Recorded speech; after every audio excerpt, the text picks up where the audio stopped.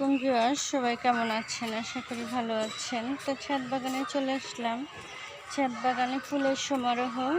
ভালো লাগলে সাবস্ক্রাইব করে পাশে থাকবেন। আমার মাশাআল্লাহ এখনও ডালিয়া ফুল ফুটেই চলেছে, শীতকালীন ফুল। আর এদিকে হাজারি গোলাপ ফুটেছে, কত কলি হয়েছে গাছে। আর এদিকে হাজারি গোলাপ এই যে গাছের গোড়া থেকে ফোটা শুরু করেছে, অনেক ফুল ফুটেছে। এদিকে চন্দ্রমল্লিকা, গাঁদা ফুল, এদিকে আছে ফুল সুন্দর।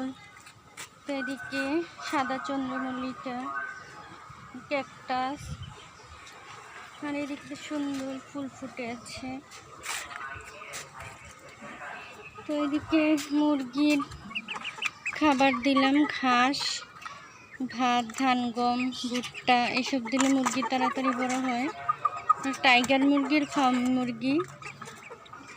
আর এদিকে আমার বেলি ফুলের গাছ, নানা রকম শাকসবজির গাছ, বিলম্ব ফল, লেবু, মালভেরি, আর এই যে করলা। তো ছাদ বাগানে করলা গাছের যত্ন পরিচর্যা একই রকম, সব সবজি গাছের যত্ন একই রকম। জৈব সার দিতে হবে গাছের গোড়াতে। তো এদিকে আমার করলা গাছ আরও আছে। তো এখানে আমার 2টা করলা গাছ। তো করলা গাছে সুন্দর করলা ধরেছে, ফুল এসেছে, এই যে করলা। তো এরকম সুন্দর করলা পেতে কিন্তু সুন্দর করলাগুলো ঝুলে আছে। তো গাছের গোড়ায় দিতে হবে জৈব সার, কিচেন কম্পোস্ট, পেঁয়াজের খোসা। তো আমি এসবই দেই। আর এদিকে তো আমার মাশাআল্লাহ কাগজি লেবু, কুমড়া গাছ, এদিকে আরও শাকসবজির গাছ, পুঁই শাক হয়েছে, এদিকে আছে কামরাঙা গাছে ফুল এসেছে। এদিকে তো ফুল কাঠগোলাপের, জবা ফুলের কলি এসেছে। এদিকে নানা রকম ফুল, মরিচ গাছ, এদিকে বোম্বাই মরিচ, এদিকে মরিচ, এদিকে হচ্ছে পুদিনা পাতা, এদিকে নানা রকম ফুলের গাছ। তো বেগুন গাছেরও একইভাবে যত্ন পরিচর্যা করতে হবে। বেগুন গাছে বেশি পানি দিয়ে ভিজিয়েও রাখা যাবে না, আবার শুকনাও রাখা যাবে না। তো আমার এই 2টা চারা কেনা, আর বাকি এগুলো গুল বেগুনের জাত।